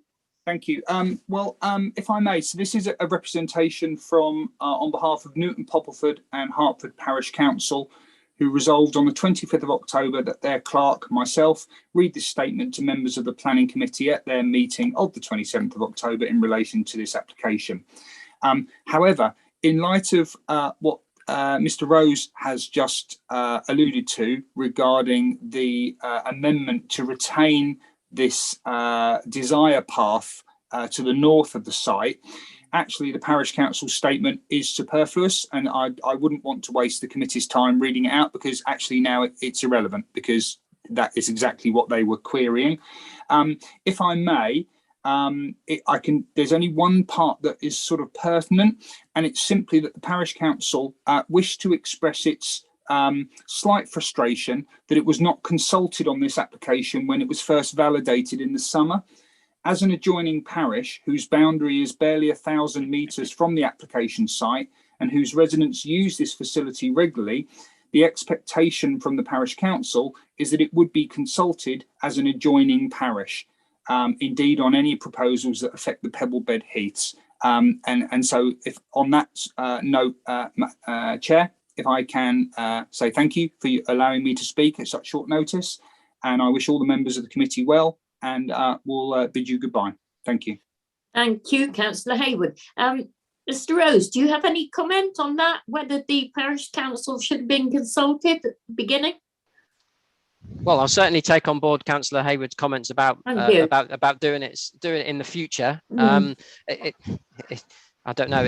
There's no set distance of how close you are to an adjoining parish on when to consult them or not. But as I say, I'll apologise. I'll certainly take it on board. If we get anything further here in the future, I'll make sure they're consulted. Thank you very much. I'm sure that'll be appreciated. Councillor Young, as portfolio holder. Thank you, Chair. I need to declare a couple of personal interests. Part of the common is in my ward, and I sit on the Habitat Mitigation Committee that is contributing to this scheme.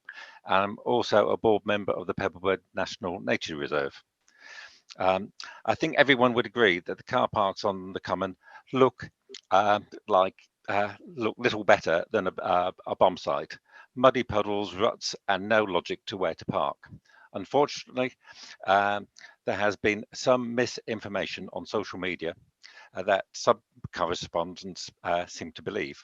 The concept for improving these car parks are to improving the surfaces, visibility from the road, safety, movement around the car parks, and reducing the opportunity for theft and antisocial behaviour, which is fairly common on the common. Appropriate design, avoiding urban design features, keeping a countryside setting, consideration to the ANOB and Natural England, who are supportive of this approach.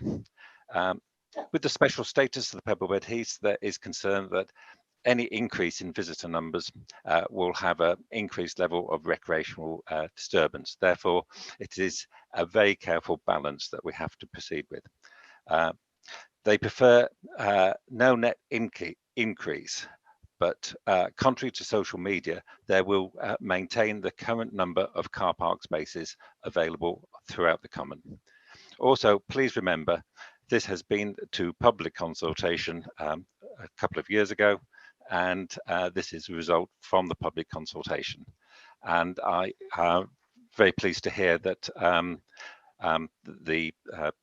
that we have listened to the concerns of the crossing of the main road, the Sidmouth main road, and hopefully we can get a better crossing for pedestrians and for horses on there, which would be separate from this planning application. Thank you. Thank you, Councillor Young. Right, committee, Councillor Key. Thank you, Chair. Yes, I mean, I think this is an incredible improvement sort of thing that's come before us today, and especially the frying pan, because I think that the frying pan one, I have been there in actual fact, and yes, I mean, you can actually turn in the road there, but it is very, very difficult. But I think the way that it's been planned now, that you drive in, I think is absolutely the right thing to do. And therefore, I'm sort of quite happy to actually put forward the adoption of the approval for the application. We lost you there, Councillor Key. Oh, yes, I'd like to put forward the approval of the application. Thank you. Is there a seconder? Yes. Who's that? Mike Howe, Councillor Mike Howe. Yeah. Okay, Mike, you want to speak on it? Yeah, I mean, it's one of those where you sit there and this is a good thing. Don't get me wrong. But, and it was good of Councillor Young to point out that crimes are committed on the common, which it is drastically with cars parked in many of these car parks. So I'm glad to hear, because I didn't see it in the report particularly, that some consideration has been done to make sure that those crimes are at the minimum they can be in an area where people are rare, shall we say, most of the time. Cars left and abandoned and people forget their belongings on passenger seats, etc. And I'm glad to see that we've maintained the number of car parking spaces. But then I got worried at what Councillor Young was saying, that they wish to further decrease people's access to the open space. And that is where fundamentally I come at odds with what the primary objective would be. And we need to be careful that we maintain access to open space. So quite right, this doesn't reduce it, brilliant, but we need to be looking for ways of getting more people into the open spaces and to use these facilities as sustainably as possible. So the application in front of us, I'm happy with, but I do need to warn them, I suppose, that we all should be very mindful that people need to be able to get into the open space and enjoy wildlife and the rest of it in a sustainable manner. So good effort on this one, but be mindful for the future. Thank you. Thank you. Councillor Ollie Davey. Thank you, Chair. Yes, I mean, I welcome the improvements. We can see the state of the car park there. I did have some concerns that this was going to lead to a reduction in the numbers, because we have a letter from the chair of East Budleigh Parish Council which appeared to suggest that there was quite a reduction in the number of spaces, but Councillor Young says not. And I suspect that formalising the spaces would actually mean that better use would be made of the existing space, and therefore there wouldn't actually be a loss of car parking spaces. But I don't see, well, in one or two places I think they've made provision to stop sort of what I call casual parking on road verges and things, but I suspect in a lot of cases some of that will still go on. Yes, the desire line, as it's called, of the footpath, it always amazes me that planners don't always seem to take much notice of desire lines, and I frequently see muddy paths that have been created by people because it's the obvious way to walk, but the planners haven't always taken that into consideration. There's a perfect one in Fear Park in Exmouth. And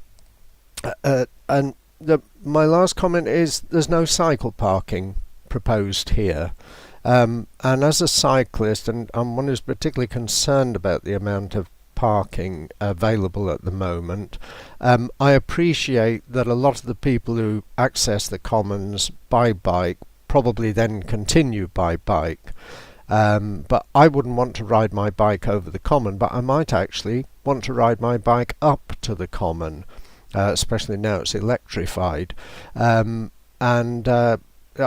I just would like it taken on board that perhaps we should be thinking about cycle parking when we're also thinking about motorists parking, because you can get a large number of bikes into the space occupied by one or two cars. So I'll just make a bit of a plea to perhaps consider cycle parking in future. Okay. Well, Councillor Young, you're still here.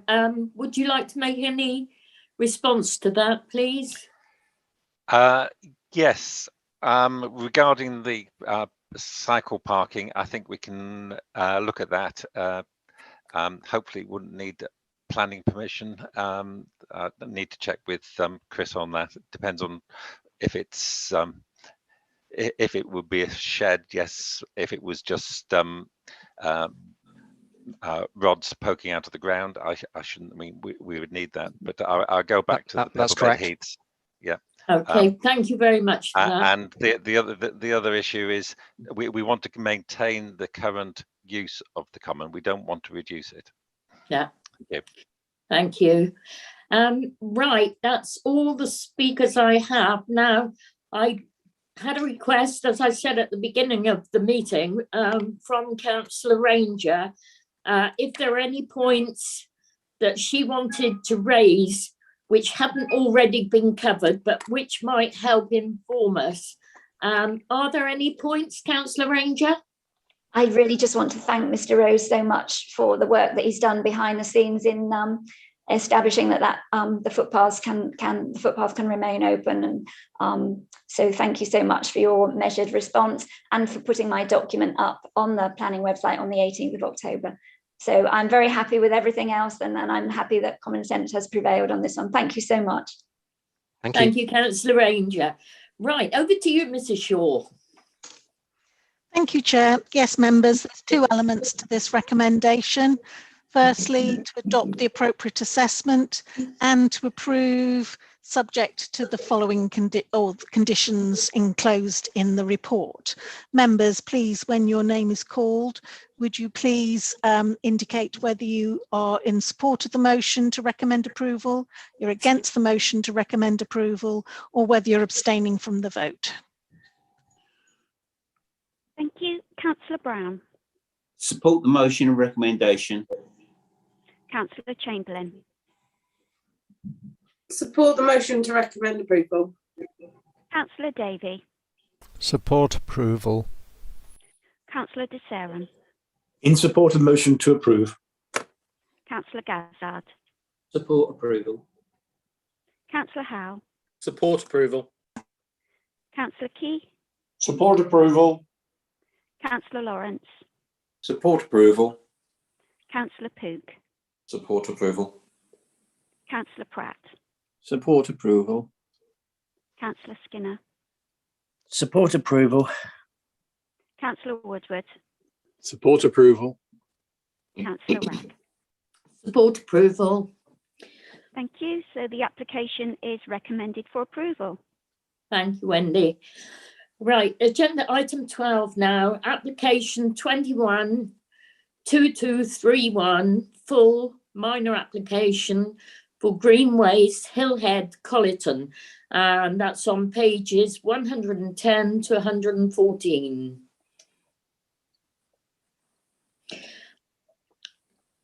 It's quite straightforward, this one. I think the application's here because the applicant is an employee of the District Council. Over to you, Mr. Rose. Thank you, Chair. Yeah, so applicant is a member of staff, and this is a planning application for a single-storey rear extension. Members may recall that we had the listed building application at the committee in front of us in September, which members approved. This is the planning application for it, so exactly the same as that listed building consent. Seeking consent for replacement single-storey extension at the rear. There's no objections to the proposal, support from the Conservation Officer and the Town Council.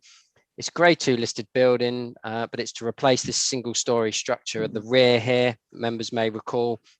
It's a kitchen extension. It's not original to the property. It's damp. It's uninsulated. The pitch is too shallow for the roof slates that are on there, and they want to replace it with a similar structure. As I say, members granted listed building consent in September. There's no harm to neighbours, no harm to the amenity of the area, no harm to the listed building. So it's recommended for approval as a good replacement to a very poor extension to the listed building at the moment. So recommended for approval. Thank you.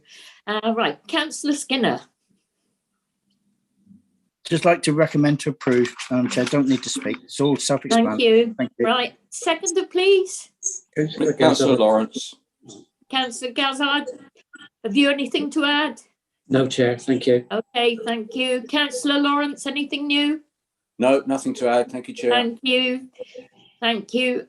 Over to you then, Mrs. Shaw. Thank you, Chair. Yes, members, you have the single motion, and that is to approve with the conditions as listed in the report. Please, when your name is called, would you indicate whether you're in support of the motion to recommend approval, you're against the motion to recommend approval, or whether you're abstaining from the vote. Thank you. Councillor Brown.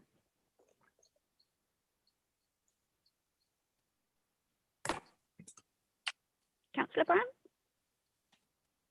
Are you there? He's frozen. Okay, I'll come back to Councillor Brown. Councillor Chamberlain. Support approval. Thank you. Councillor Davey. Support approval. Councillor De Sarum. Support approval. Councillor Gazzard. Support approval. Councillor Howe. Support. Councillor Key. Support. Councillor Lawrence. Support approval. Councillor Pook. Support. Councillor Pratt. Support. Councillor Skinner. Support approval. Councillor Woodward. Support approval. Councillor Ragg. Support approval. Councillor Brown, is he still frozen? No, so I think I'm back now. Yes, you're back. Yeah, no, yeah, support approval. Thank you. So the application is recommended for approval. Thank you, Wendy. Right, final item. Agenda item 13, application 19. That's an enforcement one, FO 454, minor, Rose Hill 30, West Hill, Budley Salterton, pages 115 to 120. Now, I had an email from a concerned neighbour about this and the impact on listed building. This came to Chair's delegations. I think I'm not sure if it's been there twice. We've certainly had it before us on 2 occasions. Now, I'm concerned about this and I've asked it to come to committee for a decision. You might even recommend the site visit, but there was no, now correct me if I'm wrong, Chris Rose, enforcement action was decided upon, but there was, well, the person who carried out the development didn't respond to any of the correspondence that was sent to him. I'm concerned that if enforcement action, or even if a letter is sent, and it's ignored, no further action is to be taken, then that, I believe, could send out the wrong message to people, and you'll see, maybe future examples such as this. So it is one that concerns me. So I've asked for it to come to committee. You might want to go and have a look at it, I don't know, but Councillor Mike Howe, you have your hand up. No, I was going to wait for Mr. Rose to do his piece, and then I was happy to speak first. All right, yeah. Mr. Rose, sorry, I was thinking that he'd already made the presentation. All right. let me try and cover the history that you were mentioning as well. So, yes, it's an enforcement case, and it relates to a 1 metre high wall that's constructed within the curtilage of a listed building without permission. Now, normally, and it relates to this rendered wall and gate you could see here. Now, normally in any other property, a wall up to 1 metre high like that in the garden wouldn't require planning permission. But because it's in the curtilage of a listed building, it does require planning permission. It doesn't require listed building consent though. So this is an enforcement case. I think it separates, it separates 2 dwellings. This dwelling here, which is a building in the garden, to the main listed building. We've received an enforcement complaint about it back in 2019, and on numerous occasions we requested the applicant to apply to regularise the situation. I think we had wrote about 4 times and had no response. So we then put it on a draft agenda for committee, at which case the applicant said that they hadn't received any of the letters from us. So we withdrew it from the draft agenda, and then we've sent a further 4 letters to the applicant asking them to apply to regularise the situation. And we've had no response and no application. But as you're all aware from enforcement, we have to act proportionately, and we should only take formal enforcement action where there's harm being caused. And in this instance, it's not considered there's any harm to the listed building from this small rendered wall that divides these 2 properties. So we aren't proposing that any formal enforcement action be taken. Any formal enforcement action would have to be, I assume, to take down the wall, which we don't consider is in the public interest, the time and money spent doing that.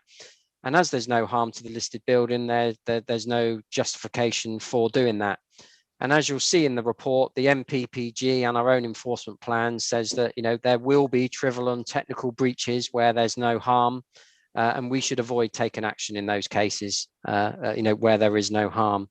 So despite this long history, despite the applicant not engaging with us, not submitting the necessary planning application, and given the fact that it's a very small wall, it doesn't harm the listed building and there's no wider harm, our recommendation here is that we take no further action and we let the situation go.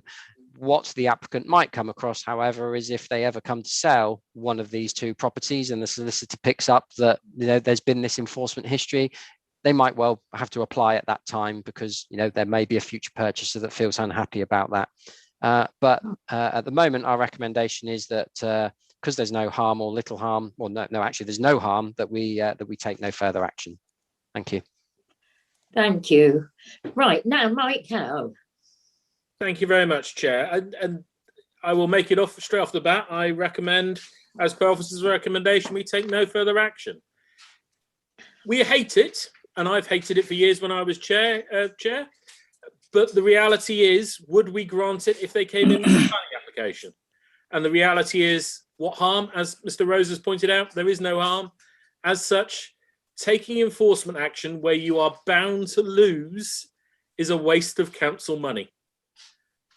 Your point earlier, though, about sending the wrong signal, and that is the point. Enforcement action, where it is necessary and reasonable, and I use those words carefully, in the public interest, would and should be used to correct such breaches, i.e. force them to take it down. But why would we ask them to take it down in this case? You can see it there. It causes no harm. Our officers have found no harm. So we've got to accept it. And as Mr. Rose has pointed out, the issue comes if the applicant wishes to sell it. There is no point. It shouldn't even be here, to be honest. But nevertheless, I'll go with officer's recommendation for the very blatant reasons we won't win. Thank you. Thank you. Is there a seconder for that? Yep, Skinner. Yeah, okay. And I think Mike has covered lots of things. And I think from your perspective, Chair, I also get your frustration, and I get the frustration from our officers team who sent out 4 letters and then another 4 letters and no responses, is ignorant at best, damn bad mannered at second, but obviously feeling that either why should we, or what's the harm, or what if they say no. Councillor Howe pointed out and made a very, very good point, and as was reciprocated by Mr. Rose, was that in actual fact, if they'd have put this in as an application, would we have refused it? Probably not. I can't say that we wouldn't have because we don't know, but probably not. Is it any harm? Not really. So we're just in the same place, but it's frustrating, and I get your frustration, that when asked to write from a legal requirement to just regularize a position, that they almost sounds to me like, and dare I be for jumping the gun, but just ignored letters from the local authority, and that is frustrating at best. But we are where we are. Do we want to spend lots of time on this? Probably not. So I'm just going to support the officer's recommendation to support Councillor Howe. Right. Councillor Gathard. Thank you, Chair. Yes, I fully support your frustration on this, Chair, but I think I would support it. But, you know, I am concerned that it could send out the wrong message, that people can get away with not applying for the proper planning permission. But I think in this case, I'll be supporting it. Thank you, Chair. Thank you. Councillor Davey. Yes, I agree. There's no public interest in pursuing this, but I'm just going to join the queue to say that I think this shows utter contempt for the planning system. And I note that the conversion of the garage to the cottage also did not benefit, as it says in the report, from an application for planning permission. So it looks as though the whether it's the current or previous owners of this property have just shown complete contempt for the planning system. And I just want to condemn it in the strongest possible terms. As Councillor Skinner has said, it's just bad manners. And I wish there was more we could do, but perhaps just a strongly worded letter saying we will take no further action in this case, but any further breaches will be vigorously pursued, or something like that. Thank you. Councillor Pook. Thank you. Is it time to look at the procedure or the process we follow? Because if an enforcement officer goes out to a site and sees something which is a minor breach, which is not going to cause any harm, and if an application came in, there'd be no reason to not to approve it, then is it a situation where we should, rather than go through the enforcement action and try and do that, just write back to them, say it is a contravening it. In this case, no action, but a record will be held or the record will be made against the property, which may come up in sales. Just something, because we've had 8 letters there, which has taken all amount of time, plus the preparation of this report. If we'd seen something, common sense straight off, this is something which is contravention, but we aren't going to win anything, but let the people know that there'll be a record on their property, which might then spur them to do something. It just seems we could save an awful lot of time, and maybe the letters should go by recorded post, so then at least when they get them, they can't say they didn't receive them. Just thinking of the process and trying to save time. Thank you, Councillor Pook. Chris Rose, would you like to make any comment in reply to that? So the Constitution at the moment allows us to close down some very minor cases. So if people have, I don't know, built a shed 10 centimetres higher than they should, that sort of thing, then that's exactly the process, Councillor Pook, that we go through. But the Constitution also says that on those less than very, very minor things where where we're writing something off as it needs planning permission, but someone's not applying, then we have to go via the route of to the chair and then ultimately to committee. So I'm happy for it to be changed, but it's something that will have to be changed through the Constitution. Thank you. Right, there are no other hands, so over to you, Mrs. Shaw. Thank you, members. You have the one motion, and that is to recommend no further action be taken against the breach of planning. Please, when your name is called, would you indicate whether you're in support of the motion to recommend no further action, whether you're against the motion to recommend no further action, or whether you're abstaining from the vote. Thank you. Councillor Brown. Yeah, support recommendation. Councillor Chamberlain. Support recommendation. Councillor Davey. Support the recommendation. Councillor De Saran. Support the recommendation of no further action. Councillor Gazzard. Support recommendation. Councillor Howe. Regretfully support recommendation. Councillor Key. Same as Councillor Howe, very regretfully support the recommendation. Councillor Lawrence. Took the words right out of my mouth. Support. Councillor Pook. Support. Councillor Pratt. Support recommendation. Councillor Skinner. Support. Councillor Woodward. Support the recommendation. Councillor Ragg. Abstain. Abstain. Thank you. So the application is recommended for no further action. Thank you, Wendy. That brings our meeting to an end, and I'd like to thank everyone members of the committee in particular, and members of the public for their attendance, and the other speakers who are councillors. Members, can I remind you that until the Democratic Services team confirm that the live streaming recording has stopped, you can still be seen and heard, and any comments may be recorded. So thank you very much to officers as well for all your help in making sure that